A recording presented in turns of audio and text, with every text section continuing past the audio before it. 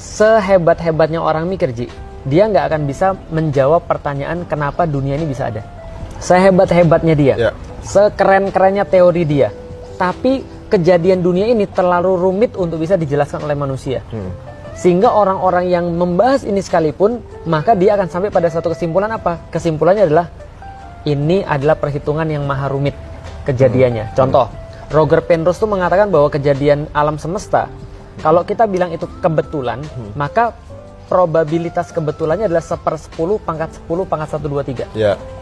Nah, maka kemudian ayat yang tadi ini, wa in kuntum fi raibim mimma nazzalna ala abdina fa'tu bi suratin min mithlih, ini satu frekuensi dengan kejadian di dunia yang nggak ada semua orang bisa jawab. Kalau kamu bisa kalau kamu merasa benar, datangin yang semacam dengan Al-Quran. Kalau kamu memang merasa Tuhan nggak ada, ayo buat yang semacam dengan bumi. Ayo buat yang semacam dengan alam semesta, bisa nggak?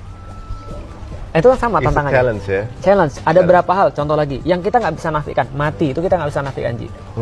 Orang sepintar apapun, Ji, mereka nggak akan bisa menjawab kenapa manusia bisa hidup dan kenapa manusia bisa mati. Benar. Tapi kenyataannya ada manusia hidup, ada manusia mati.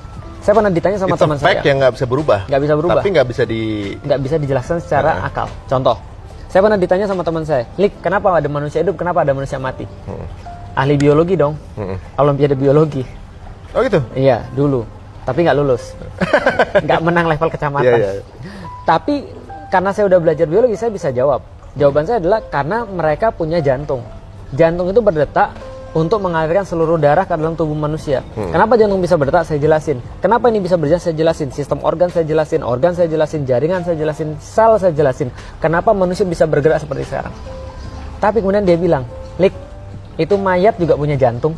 Mayat juga punya organ semuanya. Tapi dia nggak hidup. Ada nggak bisa buat mayat hidup? Saya bilang, iya juga ya. Berarti ada sesuatu yang berbeda nih. Nah, kita nggak bisa jawab. Ada orang yang nanya lagi, kalau gitu kita punya teori bahwa manusia punya soul, punya jiwa. Kalau gitu kita ukur, soul itu apa? Karena kalau soul itu ada, dia harus punya berat. Karena kata orang fisika, Ji, setiap yang punya volume itu punya massa. Setiap yang punya massa pasti punya volume. Kalau dia menempati ruang, pasti dia punya berat. Ada volumenya, ada beratnya. Maka kita ukur berapa jiwa itu beratnya berapa. Mereka nimbang orang sakaratul maut, Ji.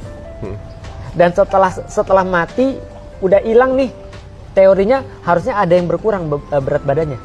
Karena ada roh yang keluar, kayak film Ghost gitu, Ji. Benar. Ternyata nggak ada, Ji.